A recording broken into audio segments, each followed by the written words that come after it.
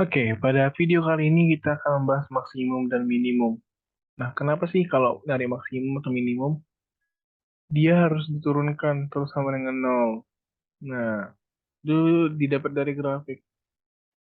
Kalau kita gambar grafik ya, bisa grafiknya itu gini.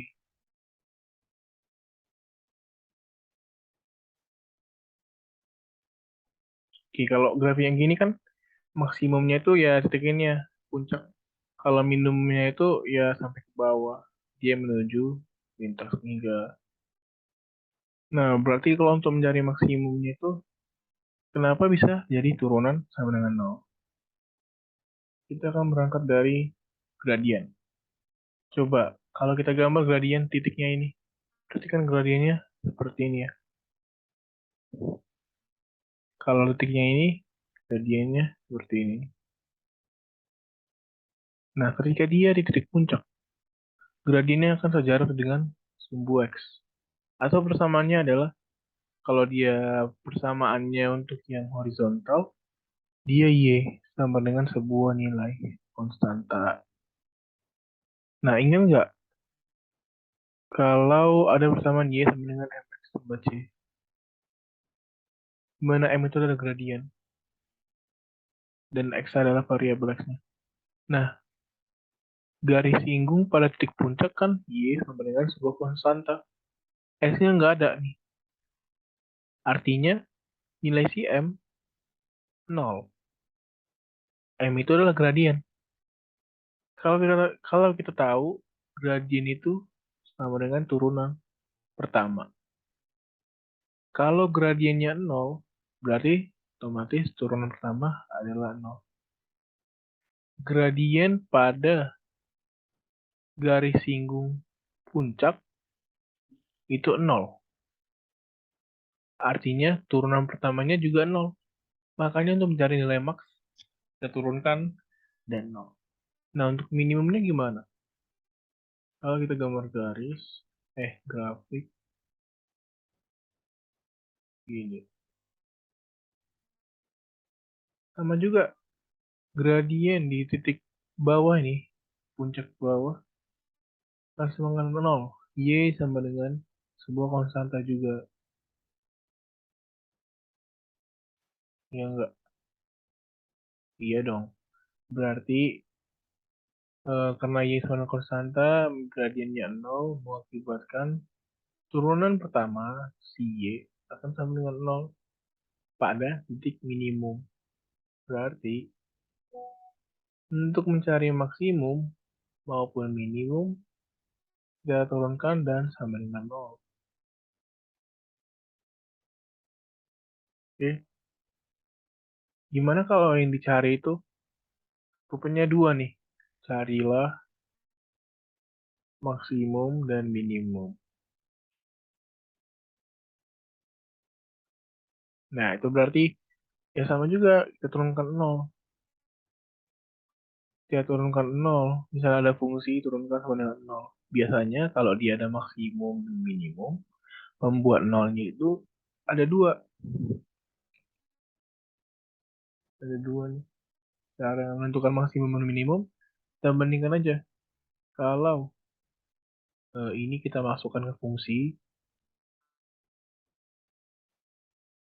dan ini kita masukkan ke fungsi, kita lihat siapa yang paling besar. Kita lihat lebih besar, yang lebih besar itu si maksimum dan kecil itu minimum. Nah, tapi sebenarnya ini banyak kasusnya ya. Ada nanti itu namanya maksimum lokal, minimum lokal, maksimum global, dan minimum global. Ini aku nggak tahu ya kalian udah pelajari atau belum, tapi ini kita bahas aja di sini biar makin paham. Nah, maksimum lokal itu, nah kalau ada namanya lokal, dia dikasih tahu intervalnya dari berapa. Kalau di soal kuis, nah ini kan intervalnya dikasih tahu ya. Y lebih kecil sama 40. Eh, Y lebih besar sama dengan 80, X lebih besar sama dengan 40. Nah, ini juga dikasih tahu. Nah, misalnya gini nih,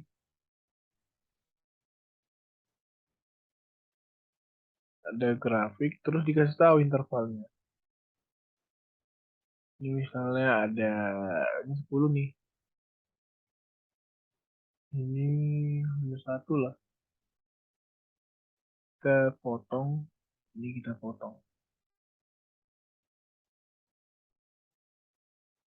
Untuk nyari maksimum lokal atau minimum lokal, yang pertama kita turunin dulu sama dengan 0. Ada nggak titik puncaknya? Mau puncak atas atau puncak bawah? Ada nggak? Ya, di sini kan ada titik puncaknya. Berarti nanti kita sama dengan 0, itulah dia titik ekstrim pertama.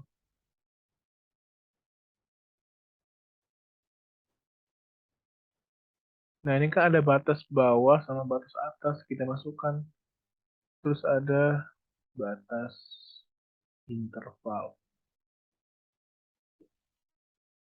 Nah, dari dua ini kita lihat, tinggal kita masukkan aja ke fungsinya.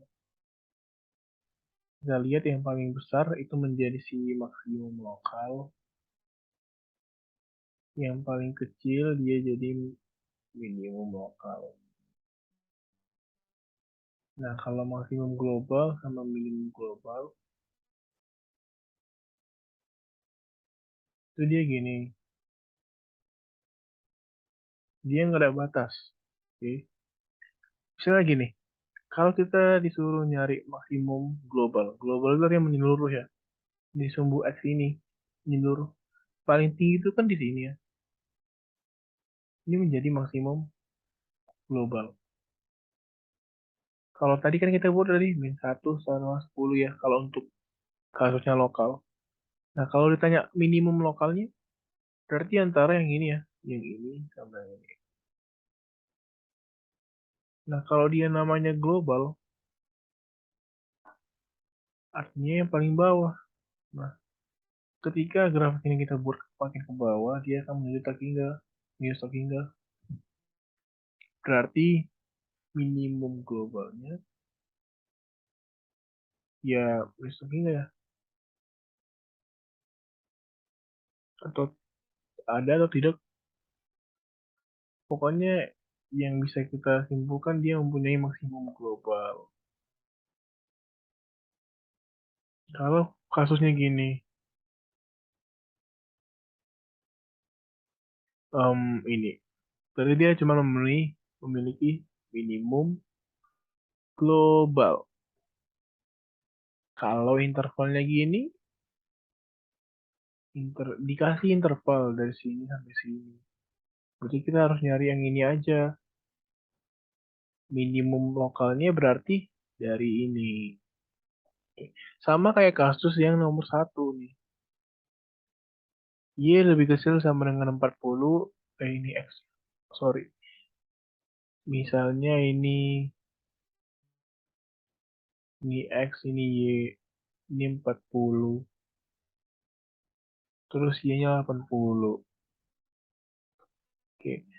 Nah, kalau cara pertama, kita dapat Y 70 ya. Karena kita langsung menurunkan. Kita mencari nilai stasioner dari itunya. Sedangkan si X70 itu di sini. Oke. Bisa aja dia gini. Ini 70 ya. Fungsinya gini. Oke. Memang secara lokal dia di 70. Tapi kan intervalnya dari 40. Makanya kita ambil yang lebih paling dekat ke 70. Si 40. Inilah dia. Oke. Berarti ini adalah penerapan dari mencari nilai lokal. Ada batas-batasnya. Hmm. Oke. Sama kayak nomor 2 nih. Pertama kita dapat berapa ya? 35 nih. Berarti Y kan? Ini Y. Ini 35. Terus Y-nya syarat Y-nya kan tadi lebih besar dari 40. 40 nih. Ini dia intervalnya dari 40 sampai ke atas nih. Nah, nilai maksimum ya.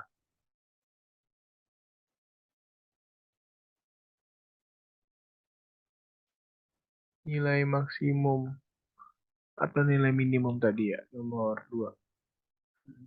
Berapa ukuran kandang yang memberikan luas maksimum? Berarti dia maksimum ya. Nilai Y. Kalau nilai X-nya tadi batasnya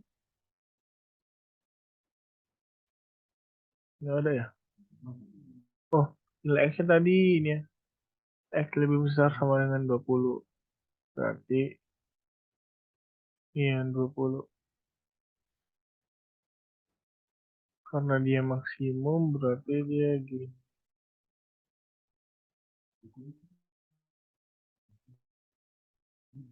Bentar.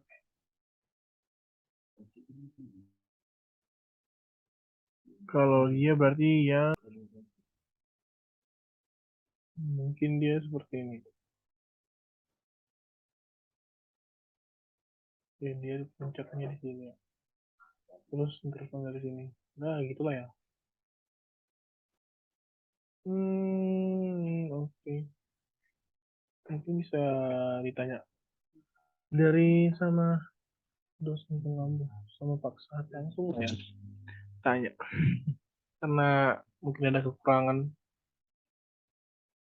Oke. Sekian dan terima kasih.